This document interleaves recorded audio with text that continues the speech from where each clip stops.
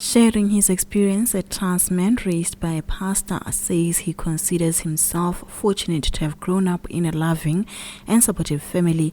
While his gender identity was difficult for his parents to accept at first, he says dialogue and understanding eventually helped them to embrace him with compassion.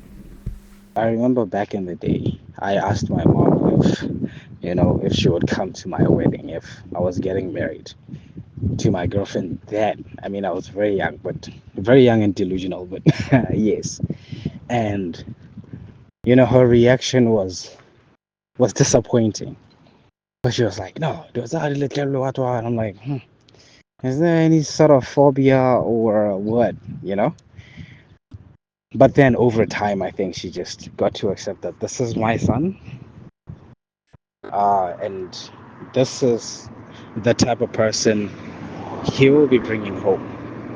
You get that? Because I won't lie. Like in terms of my relationships, my mother's very supportive. Like, because one thing she's always said was, feel free to come and tell me who you're dating, so that if at any point in your life you go through a heartbreak, you're able to just sit with me, cry with me, you know, talk to me as your mother. So I was like, you know what? Now I know I have backup. Trans woman 𝐂𝐨𝐭𝐬𝐿 says discrimination and exclusion remain common in some churches. However, she knows that there are faith communities that are choosing a different path, one rooted in acceptance and support regardless of a person's identity. It's just a few churches here and there. You'll find them critique, discrimination, and a few gossips that gives the LGBTI community discomfort to attend churches, so on so on. But as for 𝐁𝐨𝐭𝐬𝐿, it's a very good church. They are loving, welcoming, and supporting, caring for all the church members. And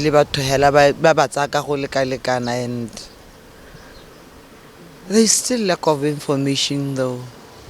People still need to learn more, because the support group in most cases we rona the members of the LGBTI community, maybe the family, just a few friends, and then as for community molaetsa ga o reach and time ga o reach kana go tlhokahalang ka one and stuff.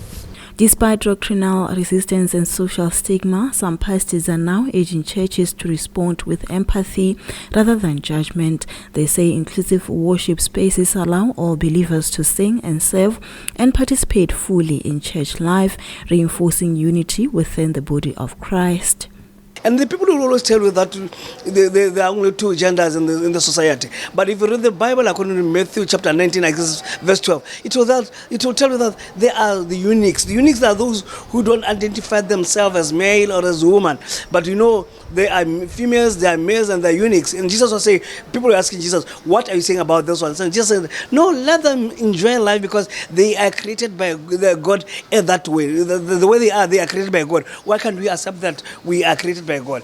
I think we have to re-educate ourselves to know what is the meaning of being a Christian. Being a Christian means sacrificing your life as Christ sacrificed his life to die for you and to die for me, so that whatever we do, we are walking the steps of Christ. You say, I always ask people, if Jesus could come today and find us doing what you do, will he not condemn us and say, this is not what I wanted you to do? He wanted us to love our neighbor as much as ourselves. And who is my neighbor? The gay person is my neighbor. The lesbian person, the transgender person is my neighbor. The intersex person is my neighbor. Even those who are gender non-conforming, they are my neighbor, because they are created in the image of God.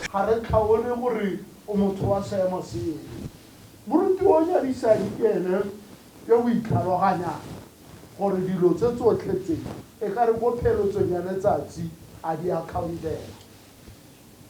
Mme le sekala sa gore jaaka le ipitsa le ipharologanya le batho jaana, la akanya gore kereke e le harologanya jaana. Batho ba ba sampe ba le harologanyalo ba le mo kerekeng ke batho ba ba sampeng ba le ko lehatsing. Mme ga ba ka tlhaloganya boammaaruri ba Modimo, ba go tlhoka go le harologanya ba go itse gore popego ye ke ya modimo.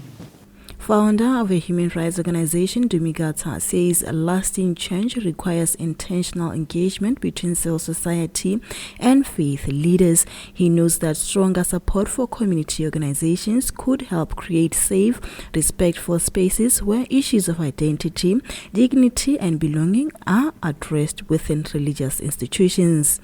We're not investing enough in civil society to engage faith-based organizations and leaders, ensuring that the interests, not just the needs, not just the violence, not just the struggles and challenges, but that the dreams and aspirations of LGBTI persons are included in spirituality and conversations that don't just limit to Christianity, but also recognizing that Botswana is a secular state and that there are other religions that need to be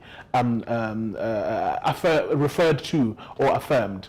Another element to this is acknowledging the fact that if you don't have representation in those institutions, and I'm not saying that representation is the most ideal solution, but if you don't have representation, then that means you can't have the difficult conversations. So if only faith leaders are having the conversations, they're curating the conversations, then we're having what one would call groupthink.